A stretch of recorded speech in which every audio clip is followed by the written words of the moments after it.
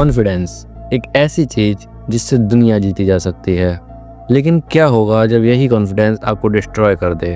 कभी सोचा है कॉन्फिडेंस जब लिमिट में हो तो पावर है, लेकिन वही कॉन्फिडेंस जब लिमिट क्रॉस करता है तो वो आपके लिए कर्ज बन जाता है। आज हम बात करेंगे कॉन्फिडेंस के उन डार्क लेयर की जिसके बारे में कोई भी बात नहीं करता, विद सम एनाइम कैरेक्टर्स जिन्होंने अपने कॉन्फिडेंस से या तो सब कुछ पा लिया या सब कुछ खो दिया। Now let's start the video. The dark side of confidence no one talks about. Point 1, illusion of control. कभी कभी कॉन्फिडेंस आपको ये फील कराता है कि आप सब कुछ कंट्रोल कर सकते हो। आपको ऐसा लगने लगता है कि हर सिचुएशन, हर इंसान बस आपके प्लान्स के अकॉर्डिंग चले, पर ये आपका इल्यूजन होता है, एक डेंजरस ट्रैप जहां आपको लगता है कि सब कुछ आपके कंट्रोल में है। तब आप एम्पैथी, अनप्रेडिक्टेबिलिटी और इंसानियत सब भूल जाते हो। जैसे लाइट यागामी इस इल्यूजन का परफेक्ट विक्टिम है। उसने सोचा वो दुनिया में इबिल मिटा रहा है, लेकिन असल में वो सिर्फ अपना ईगो फीड कर रहा था। उसको जितना ज़्यादा कंट्रोल मिला उतना ज़्यादा वो खुद को गॉड समझने लगा था। लेकिन उसका डाउनफॉल तब आया जब उसका ही कॉन्फिडेंस उसके खिलाफ अवॉइडेंस बन गया।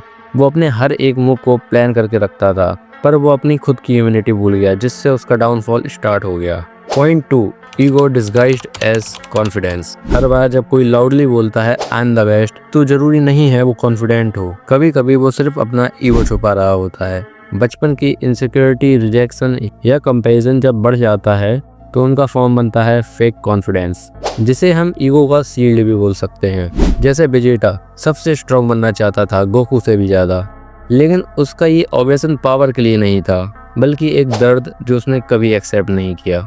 उससे उसका प्लेनेट, उसका प्राइड सब कुछ छिन गया और उस दर्द को उसने अपने ईगो में छुपा दिया। वो भले ही कॉन्फिडेंट दिखता था, लेकिन अंदर से वो सिर्फ एक ऐसा इंसान था जो हर वक्त अपनी वैल्यू प्रूव करना चाहता है। इसीलिए जब उसने अपनी वीकनेस को एक्सेप्ट किया तब उसकी असली स्ट्रेंथ सामने आई। Point 3, isolation through arrogance. Real confidence आपको लोगों के साथ जोड़ता है, लेकिन जब वो एरोगेंस बन जाता है तो आप अपने आइडियाज में इतने ऑब्सेस्ड हो जाते हो कि आप किसी और की सुनना पसंद ही नहीं करते, और फिर धीरे धीरे आप अकेले पड़ जाते हो। ना कोई सपोर्ट, ना कनेक्शन, बस अपनी ही आवाज़। जैसे मादरा ने पीस का सॉल्यूशन सोचा, इनफाइनाइट सुकियोमी। उसने सोचा सिर्फ वही सही है। उसने सब अपोज करने वालों को अपना या तो दुश्मन समझा या फिर उन्हें इग्नोर कर दिया। वो इतना कॉन्फिडेंट हो गया था कि उसे किसी और की सोच बेकार लगने लगी थी। रिजल्ट, उसकी दुनिया परफेक्ट थी, लेकिन उसमें कोई और नहीं था, सिर्फ वो और उसका delusion. Point 4, confidence create self distraction. Confidence जब इतना साइलेंट हो जाता है कि आप अपने इमोशंस को भी सप्रेस करने लगते हो, तो वो आपका स्लो पॉइजन बन जाता है। कई बार लोग आपको स्ट्रॉन्ग, कंपोज्ड, अनटचेबल दिखते हैं, पर अंदर से वो टूट चुके होते हैं। उन्होंने कभी हेल्प नहीं मांगी क्योंकि वो कॉन्फिडेंट थे या शायद कॉन्फिडेंट दिखना चाहते थे। जैसे इताची सबको कोल्ड ब्लडेड किलर लगता था क्योंकि उसने अपने पूरे क्लैन को मार दिया बिना किसी इमोशन के, लेकिन उसके पीछे एक ऐसा दर्द था जो उसने कभी किसी को नहीं बताया। उसने आकाश की ज्वाइन की, अपने भाई से नफरत एक्सेप्ट की, सिर्फ अपने विलेज को बचाने के लिए। उसका कॉन्फिडेंस, उसका काम पर्सोना सिर्फ एक मास्क था।